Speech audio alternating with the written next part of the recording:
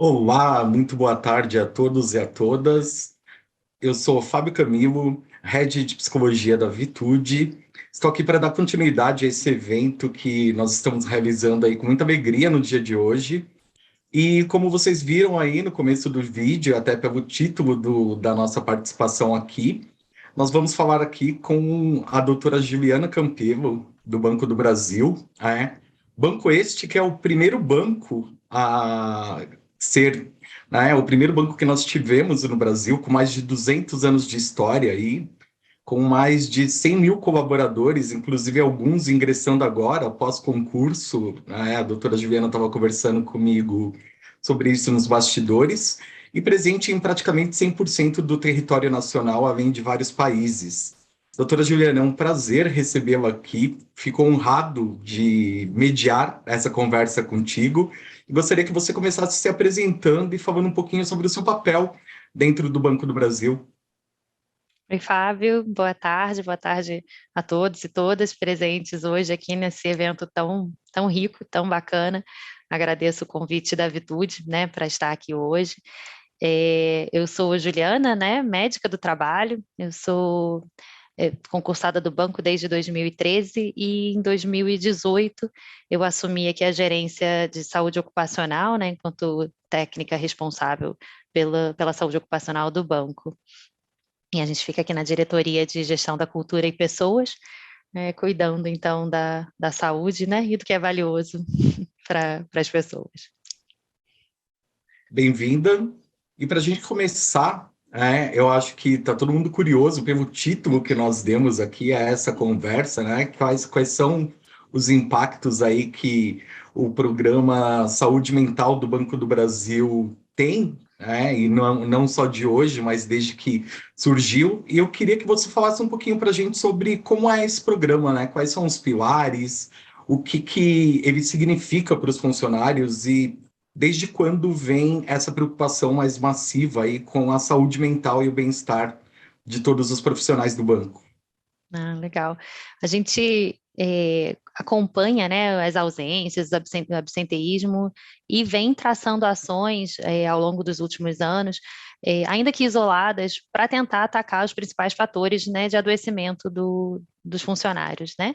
E eram ações isoladas, né, muitos conduzidas pelos SESMITs locais. Os SESMITs são os Serviços de Saúde e Medicina do Trabalho e Segurança do Trabalho, né? E a gente vinha fazendo algumas ações locais, né, com foco em ajudar, às vezes, a reinserção de um funcionário, né, evitar aí o adoecimento. E ao longo desses anos a gente também tem tentando casar as ações de QVT em qualidade de vida com aquilo que a gente encontra, seja nos resultados dos exames ocupacionais, seja aí nos estudos de absenteísmo, né? E saúde mental tem sempre um tabu, né, que carrega falar sobre isso, e a gente vem de uma empresa muito tradicional, e a pessoa tem receio de falar sobre isso, a pessoa tem receio de se expor, né, enquanto uma pessoa que pode ter tido algum tipo de adoecimento, não está com a sua saúde mental 100%, né, então a gente tinha sempre essa barreira. E aí veio a pandemia, né, a pandemia que mostrou que ninguém está bem, todo mundo pode adoecer, né, seja pelo luto, seja pelo isolamento, todo mundo passou por isso, e trouxe aí a oportunidade da gente, então, casar muitas dessas ações, trazer algumas novidades e chamar, então, de o Programa de Saúde Mental do Banco do Brasil.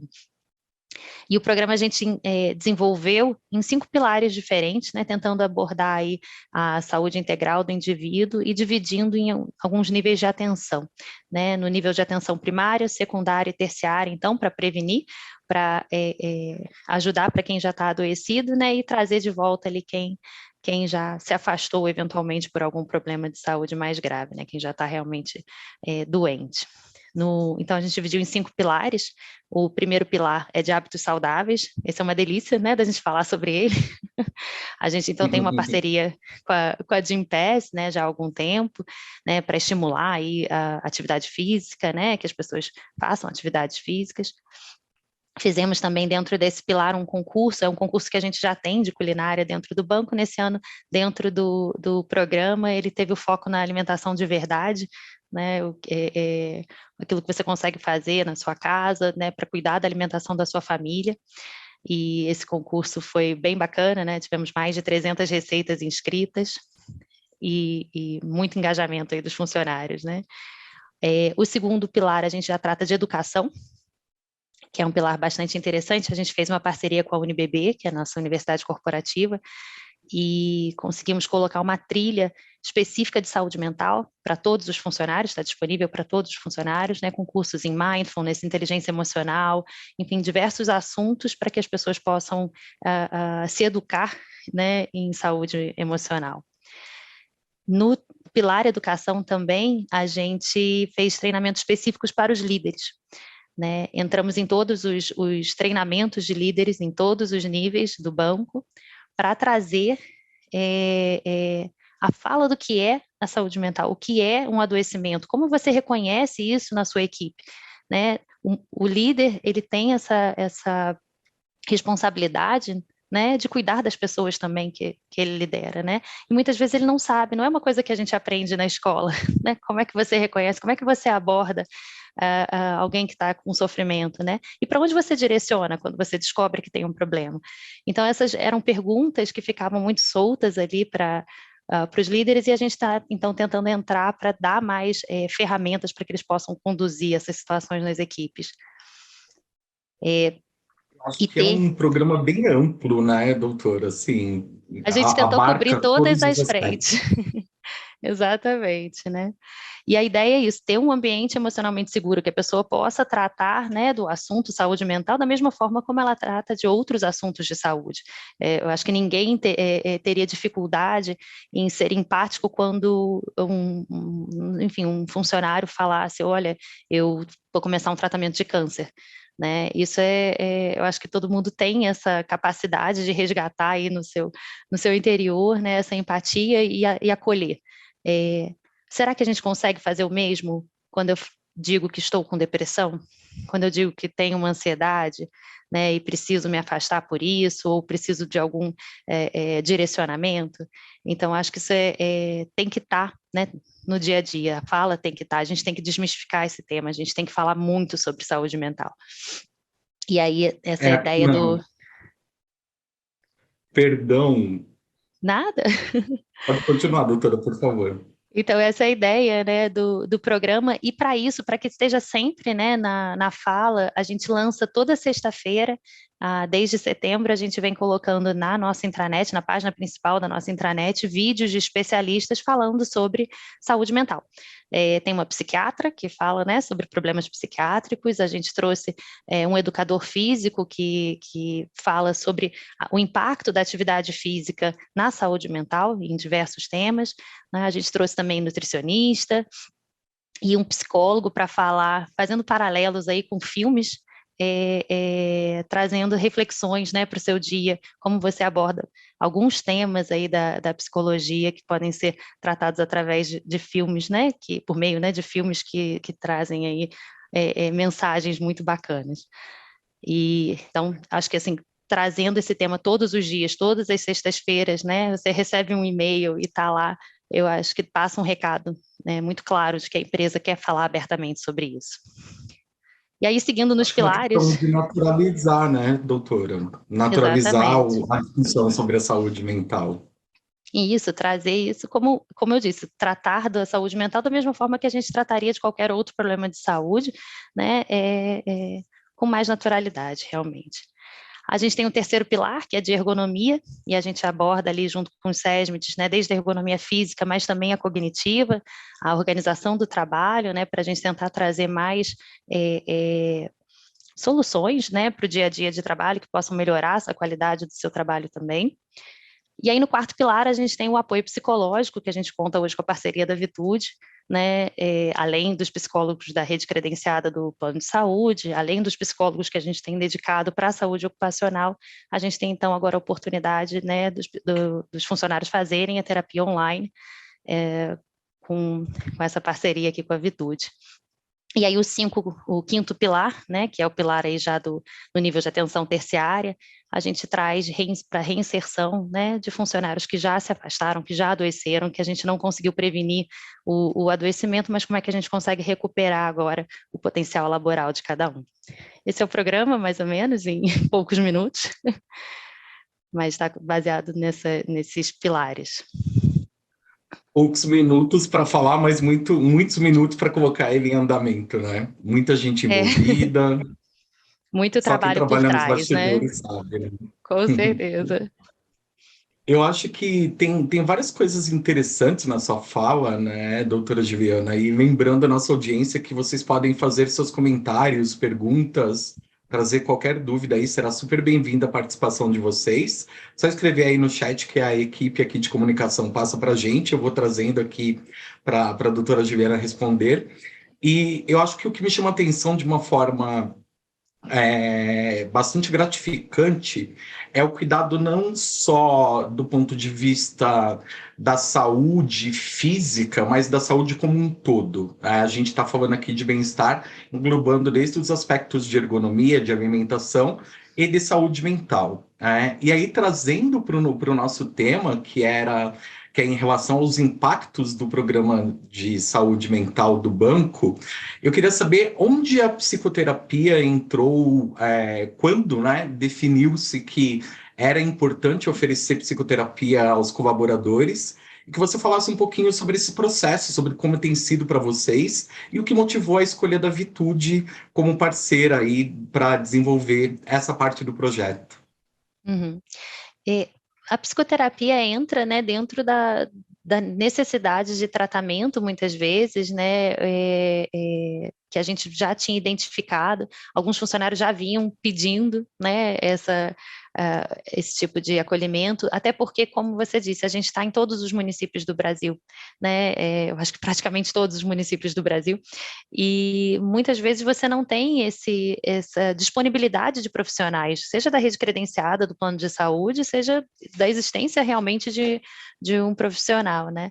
E às vezes você até tem, mas é a única pessoa daquela cidade que tem relação pessoal com alguns dos indivíduos ali. Então você não busca necessariamente aquela pessoa. E a terapia online, eu acho que ela traz a oportunidade aí de mais pessoas acessarem, profissionais de outros estados, né, com qualificação até superior àquela que você conseguiria encontrar no local que você reside, né? Então isso é bastante interessante, assim, da democratização da terapia, de certa forma, né? Então você consegue chegar em locais onde você não chegava antes, né? E tudo isso tem um custo, né, por trás. Por que que a gente também parte para fazer isso, né? Por que que uma empresa investe nisso? A gente tem um custo, tem um impacto, né? Quando você tem uma equipe que pode vir a adoecer, né? A Forbes falava entre 17 a 44 bilhões de dólares por ano que as empresas investiam com as ausências por saúde mental. Assim, isso é um número muito expressivo, né? Se você está falando disso, e ainda Ernest Young falava que metade das pessoas buscam tratamento, então você tem a outra metade que talvez esteja trabalhando, que não se ausentou, que está precisando de um apoio, e está ali no presenteísmo, né? Fazendo, olhando para a tela, olhando para o computador, mas sem conseguir realmente produzir, sem conseguir entregar, né, as suas metas. Então, e aí é aquele balanço, né? A gente precisa de pessoas mais saudáveis, resilientes, para encarar todas essas mudanças, né, que a gente encontra no mundo, né, que a gente vem percebendo no mundo, e isso não vai parar, mas a gente também tem um lado de responsabilidade da empresa de não ser não ter um ambiente que propicie o adoecimento, né? Não ter um ambiente que force as pessoas a um afastamento. Então a gente tem que encontrar esse equilíbrio daquilo que a gente investe, né, enquanto empresa para a saúde mental dos funcionários e quanto que a gente perde se a gente não fizer esse tipo de investimento também. E aí a Vitude veio, né, depois de uma busca em mercado, como uma empresa que teria capilaridade, ou teria número de profissionais capacitados, altamente capacitados e suficientes também para atender a demanda, né, de uma empresa como o Banco do Brasil, que nós temos mais de 80 mil funcionários, né, e a gente tem visto assim que essa parceria tem sido muito elogiada, né? Hoje eu tive até o retorno do NPS pela parceria e um NPS de 8, então acho que é um bom resultado aqui para esses poucos meses de piloto. E eu acho que foi um movimento natural dentro de uma necessidade de implantação do programa, né? O que a gente poderia trazer aí para os funcionários. Eu acho que se a gente for imaginar a quantidade de pessoas beneficiadas com essa ação, a gente está falando aí de uma população que daria um número maior do que muitas cidades inteiras têm, de população. Então, é muita gente tendo esse benefício. E, particularmente, eu sei que o programa de saúde mental tem mais tempo, embora a questão da psicoterapia tenha aí aproximadamente quatro meses, né, que a gente está nessa parceria. E quais foram os aprendizados com uma implementação para uma população tão grande quanto essa? E como que tem sido, na análise de vocês, o retorno de uma forma geral? Tanto o retorno no sentido das expectativas que vocês tinham, quanto dos próprios funcionários em si? Uma das coisas que a gente aprendeu muito rapidamente é que, de uma forma geral, as pessoas estão muito ansiosas pelo benefício, né? Por ter a possibilidade de fazer essa terapia online. Mas muitos não entendem o que é o processo terapêutico, né? O que a gente começou a colher juntos aí, né, dessa experiência dos últimos meses realmente algumas pessoas parecem não entender do processo. Marcaram com vários profissionais diferentes, né? Não tinham muita certeza do que estavam fazendo ali. Então, hoje a gente já está pensando numa forma de fazer educação em psicologia e trazer, né, o que é o processo terapêutico, né? Para que você vai, o que você pode esperar disso, dessa relação com o psicólogo, para ter mais ganhos, né, com a parceria. Eu acho que o fato da pessoa entrar para fazer sem direcionamento, né, sem conversar com o psicólogo muitas vezes para entender qual é a linha de tratamento que ele está fazendo, se aquilo casa com as suas expectativas, com o seu perfil também, né? Eu acho que isso é muito importante da gente começar a educar nesse sentido para que a parceria seja ainda mais vantajosa para as duas partes, né? Acho que a gente consegue ganhar muito mais com isso. E as reações é o que eu falei, né? As pessoas estão realmente muito felizes e muito gratas pelo programa e venho recebendo, né, recorrentemente elogios da capacidade técnica dos profissionais que vêm atendendo. Isso traz muito conforto para a gente em relação à parceria. Pegando o gancho dessa fala, doutora Juliana, nós temos uma pergunta da Anitta Diniz, que diz quais são as ações planejadas para 2022 dentro do programa tão rico e importante para os colaboradores do Banco do Brasil. Não, perfeito. A ideia é a gente estar sempre lançando novidades, né? Realmente. Dentro da parte aí por exemplo, a gente fez alimentação saudável, a gente está pensando alimentação de verdade, né? Comida de verdade, a gente está pensando em já fazer alguma outra ação ali em QVT, como horta em casa. A gente pensa também em trazer mais vídeos de especialistas, por exemplo, a questão aí da educação em psicoterapia, que eu acho que vai ser bem interessante, né? Enfim, outros especialistas.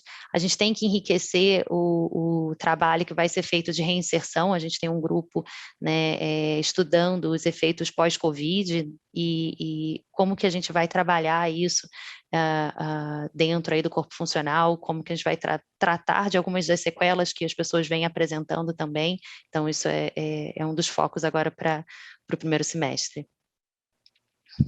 Acho que a gente está bem conectado com a audiência, viu, doutora Juliana? Porque a pergunta da Camila Gonçalves, ela tem duas, na verdade, né?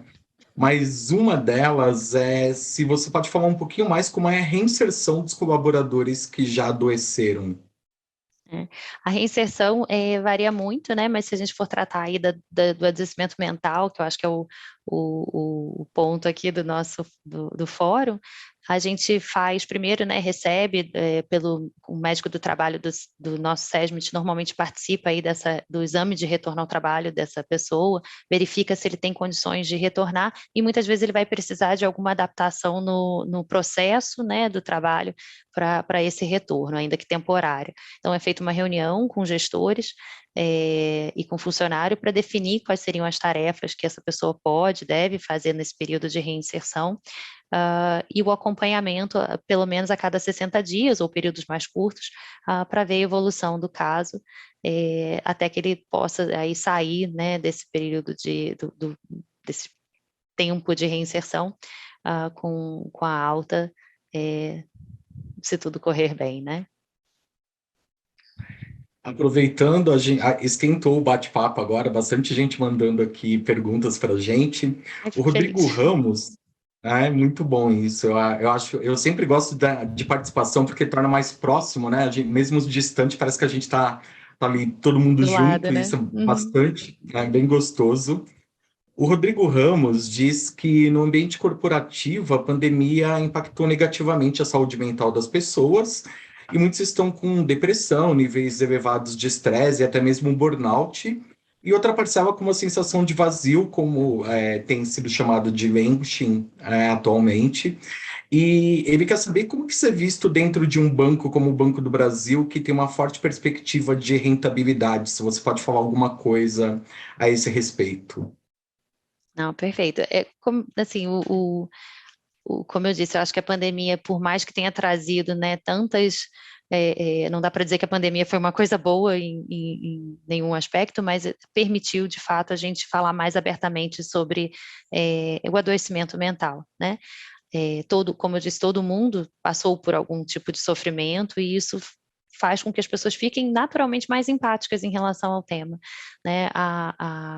De fato, né, quando você tenta casar a necessidade, né, de ter uma rentabilidade, né, manter o giro aí da empresa, ter, né, respeitar as necessidades dos acionistas também, e algumas vezes você ter pessoas, por exemplo, com uma restrição, com uma necessidade de reinserção, parece um pouco incongruente, né?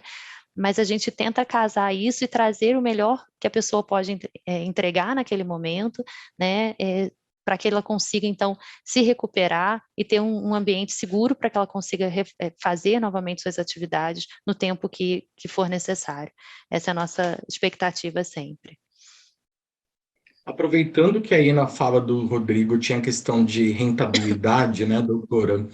Eu acho que é evidente que vocês, comparados a muitas empresas, o Banco do Brasil está na vanguarda aí, quando a gente fala de um programa de saúde mental tão bem estruturado e com tantos focos diferentes de atuação. E na sua visão, como que a gente consegue levar, né, aos decisores na empresa a importância de se entender a questão da saúde mental, mais especificamente, como investimento e não como custo?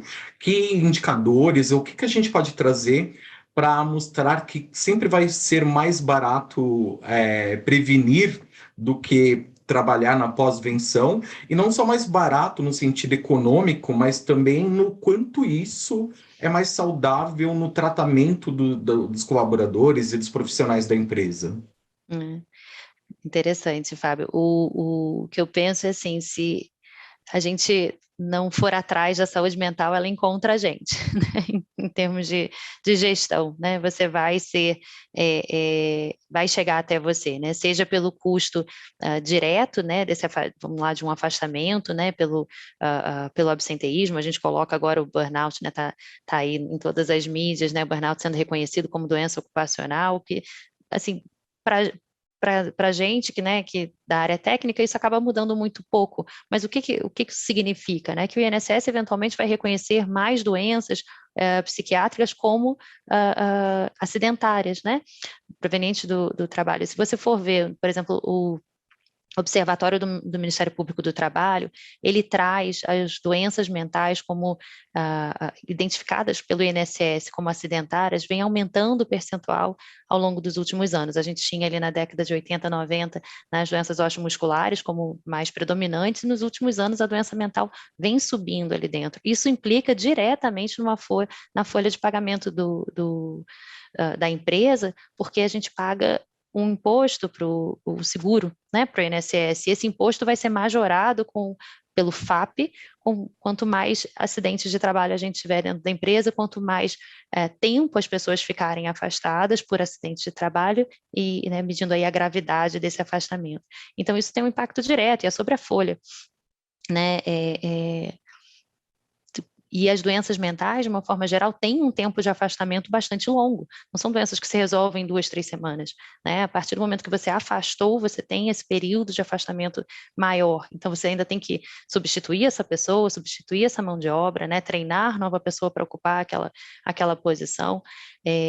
Além, né, do risco de imagem, se a gente, né, estiver pensando aí em ESG, né, a sustentabilidade da empresa, a gente tem um risco de imagem associado né, a lugares que têm muito adoecimento mental, né? Então, assim, eu acho que vai bater na nossa porta, né? Então, não tem muito como fugir do tema. Não é um tema fácil, não é um tema, como eu disse, que a gente aprende na escola, que a gente nasce sabendo lidar, né? Mas a gente pode sim ensinar e a gente pode sim investir. A OMS fala no investimento para cada $1 investido, você teria $4 de retorno aí, né? Em saúde. Se a gente ficar com metade disso, né, coloca na ponta do lápis quanto que você está gastando só com absenteísmo, sem pensar no presenteísmo, nas outras métricas que são um pouquinho mais complicadas. Vamos pensar no absenteísmo, quanto que aquela pessoa te custa por dia e a ausência dela que você está pagando para ela não estar ali, quanto que isso está te custando? Quantas pessoas estão nessa mesma situação? Então, pegando uma métrica muito simples, você pode começar a ter uma estimativa de quanto que você efetivamente está gastando e quanto que você poderia investir em saúde, né, para talvez evitar aí esse custo tão elevado quando a pessoa já adoeceu, né? Então, assim, às vezes, se a gente consegue trazer ferramentas, né, para as pessoas lidarem melhor com a saúde mental, que as pessoas consigam se apoiar, né, que os gestores estejam atentos e não só se cuidando, mas também atentos para o cuidado com o outro, eu tenho certeza que isso é um investimento muito mais interessante do que pagar por tudo isso depois. Com certeza. Como psicólogo, de forma utópica, eu adoraria que toda empresa tivesse essa preocupação, não apenas pelos números, mas pelas pessoas por trás dos números. Mas acho que é importante a gente ter esses dois lados, porque no fim do dia a gente está falando de um impacto que é causado à organização, de qualquer maneira, mas eu sempre vou bater na tecla da prevenção e do cuidado, porque eu acho que isso faz toda a diferença, e a gente teve até nas falas anteriores a questão inclusive das mudanças geracionais que a gente tem tido, né, e do quanto as exigências das pessoas em relação ao mercado de trabalho também mudaram no decorrer do tempo, né? E considerando essa questão, pelo número de colaboradores que vocês têm, acredito que há pessoas ali, como o Mark falou anteriormente, né, de todas as gerações aí, de 5 gerações trabalhando juntas, e isso é um desafio para qualquer tipo de projeto, para qualquer tipo de ação.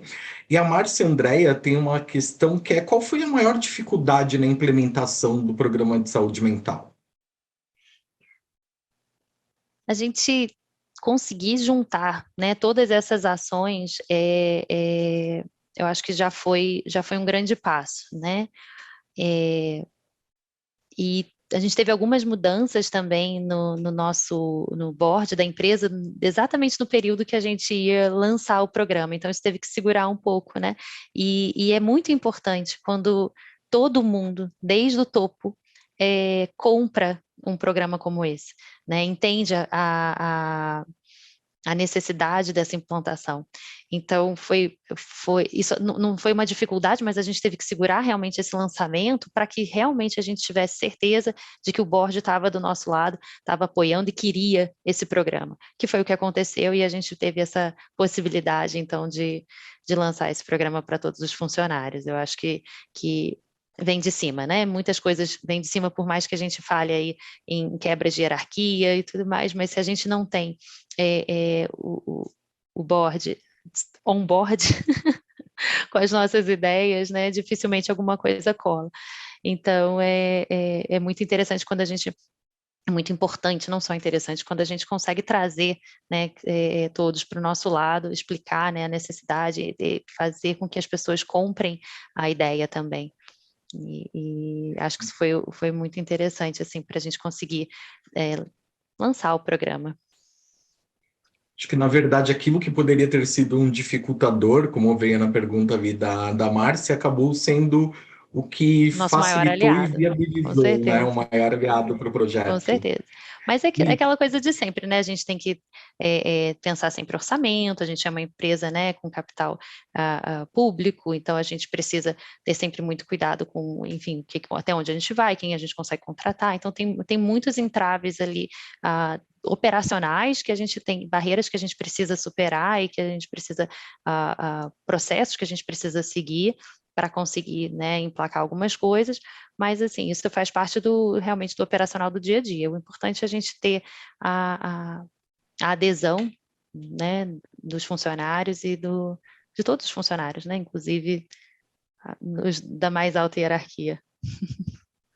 no fim do dia, todos são seres humanos, né? Eu acho que, independentemente do CEP, da idade ou de qualquer outra questão, acho que esse momento de pandemia mostrou para a gente que todos nós estamos sujeitos aí às mesmas intempéries, independentemente de qualquer coisa, né?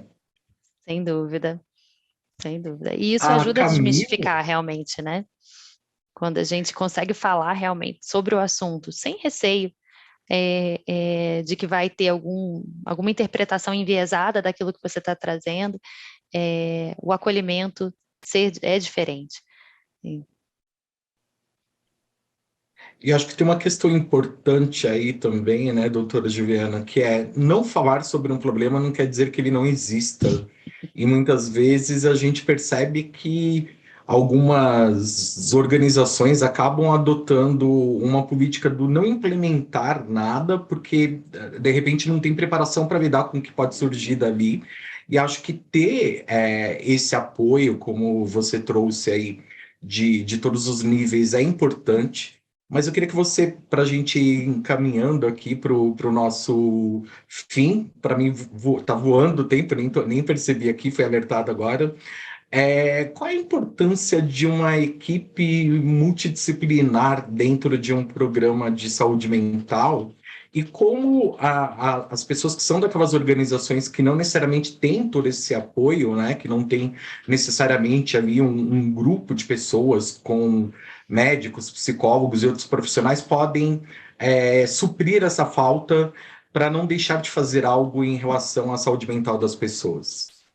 Engraçado, eu estava conversando antes da gente lançar o programa, né, quando a gente conseguiu fechar exatamente todos os pilares e as ações que seriam lançadas, né, logo no início, eu estava conversando exatamente com a minha gerente, que é psicóloga de formação, e às vezes as pessoas colocam alguma expectativa de que a medicina, né, resolveria o problema, né, e eu não, eu tenho certeza que médico sozinho não vai conseguir resolver o seu problema. Até porque muitas questões são abertas que precisam de uma intervenção, né, de um psicólogo treinado. Então, assim, eu acho que o programa a gente conseguiu ir para frente, fechar todas as ações, pensar em todos os lados, porque sim, trabalhávamos numa equipe multidisciplinar. Né? Na equipe eram médicos, psicólogos, para lançar isso, com o apoio, né, de enfermeiros, com o apoio das equipes de segurança dos SESMITs também. Então, a gente teve, e além, né, de todo o RH do banco, de, né, todas as áreas ali de RH, e todos os insumos que a gente vem recolhendo ao longo do tempo, né? Então, eu tenho certeza que sozinho uma área médica, exclusivamente médica, não segue. Assim, consegue muita coisa, mas não segue sozinho. Então, realmente, eu acho que é importantíssimo uma equipe multidisciplinar para fechar um programa como esse, para tocar um programa como esse, para dar continuidade a um programa como esse, né? A ideia não é que a gente lance e ele deixe de existir na semana seguinte, a gente quer, é um programa vivo, que outras ações vão ser necessárias, né? Como uma das perguntas que veio, o que a gente está pensando para 2022. Então, a ideia é que a gente consiga trazer mais insumos. E a equipe multidisciplinar traz essa diversidade de ideias, inclusive, né? Eu acho que se você não tem esse suporte, né, na sua empresa e tudo mais, tem sempre, né, uma empresa para te ajudar com isso, né? Então, buscar no mercado, né, quem pode dar esse suporte para trazer, né, essa visão também multidisciplinar, que é importantíssima. Aproveitando que na sua fala teve aí essa questão de ter uma empresa para te ajudar com isso, né? A nossa última pergunta aqui da Camila é a respeito do pilar de ergonomia, se vocês possuem alguma parceria para isso, ou como que esse pilar é desenvolvido. Na verdade, na nossa equipe de SESMIT, nós temos algumas pessoas absolutamente capacitadas em ergonomia, então a gente fez diversos treinamentos para todos os demais, e hoje a gente tem uma consultoria em ergonomia que funcionou muito durante a pandemia, que a pessoa poderia solicitar uma consultoria remota, né, porque muitas pessoas ainda estavam trabalhando ali na mesa da cozinha, né, no sofá da sala, enfim, de como você conseguiria trazer um ambiente físico, né, mais ergonômico. Então, essa parte da ergonomia funcionou muito bem, e também aí nessa ajuda no organizar das tarefas, né, para que na parte de ergonomia cognitiva também. Então, essas duas frentes foram as que mais funcionaram aí durante a pandemia, durante o período que a maior parte das pessoas estava em trabalho remoto, assim como eu também já funcionava para as pessoas no trabalho presencial, né, que o SESMIT sempre visitou as agências, ajudava ali a ajustar os postos de trabalho, né, então é mais ou menos nesse sentido que a gente funcionou com esse pilar. Muito bom. Para a gente encerrar, doutora, queria muito agradecer. Foi um papo rápido, mas acredito que bastante produtivo, né? Daria para a gente falar o dia inteiro aqui, dada a quantidade de ações que vocês realizam. Eu tenho o privilégio de acompanhar alguma dessas ações enquanto parceiro de vocês e me engrandece muito conseguir fazer esse trabalho. E queria que você deixasse suas considerações finais e também dissesse para a gente como que você, enquanto médica, né, enquanto profissional da saúde, cuida da sua saúde mental. Bom, pergunta mais difícil, mas eu procuro, né, ter uma vida equilibrada, né, faço sempre dentro do possível atividade física. Eu tenho uma neném, eu chamo ainda de neném, mas ela tem 1 ano e 4 meses, que ela ainda não dorme à noite, então, assim, muitas manhãs, quando eu estou me preparando ali para levantar, eu penso, eu não dormi, eu não vou malhar hoje, e eu me permito, sabe, eu não me cobro. Eu acho que a gente tem que se permitir também algumas flexibilizações. Né? Eu como doce, então flexibilizo ali também, mas eu acho que isso faz parte daquilo que a gente precisa também para fazer a nossa saúde mental funcionar, né? Então, ter essa visão de se alimentar direito, tentar dormir bem, fazer exercício físico e sempre buscar ajuda, né? Eu acho que buscar ajuda, ter um apoio profissional, seja para o momento que você não está entendendo muito bem o que você está passando, né? Lidando muito bem com as demandas que estão no seu dia a dia, e algumas coisas a gente precisa realmente priorizar, né? É 1 hora de terapia por semana, 20 minutos de caminhada 3 vezes por semana, porque é isso que eu estou dando conta, é falar um não também, né, para um gestor, quando você olha para a sua lista de tarefas e ela já está inalcançável, né, o que dentro ali eu consigo priorizar e o que eu não vou conseguir fazer, ter tranquilidade também nesse posicionamento. São algumas coisas que eu tento praticar para me manter saudável, mas assim, gostaria de agradecer não só a parceria, né, da Vitude, o apoio que vocês vêm dando aí, mas o convite para falar aqui hoje. Fico à disposição. Meu contato, eu estou no LinkedIn, eu acho que a gente não disponibilizou aqui um e-mail, mas enfim, estou no LinkedIn, só me acionar por lá. E agradecer demais, Fábio, que a nossa conversa realmente me parece que passou voando. espero ter ajudado Quando passa rápida, que aos foi demais, positivo, né? com certeza, Quando passa rápida, que acho que foi agradável, né, doutora? com certeza.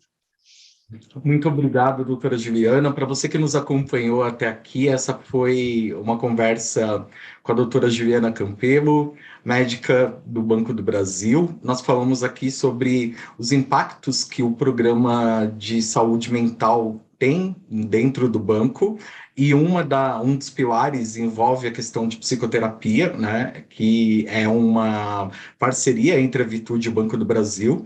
Eu acho que é um tema super relevante da gente pensar em todo o tipo de organização e falar disso com um banco se preocupando com a saúde mental das pessoas me deixa extremamente feliz, ainda mais com o privilégio de acompanhar esse trabalho. Agradeço a todos vocês que participaram, aqueles que mandaram pergunta, aqueles que participaram nos ouvindo, nos assistindo aqui.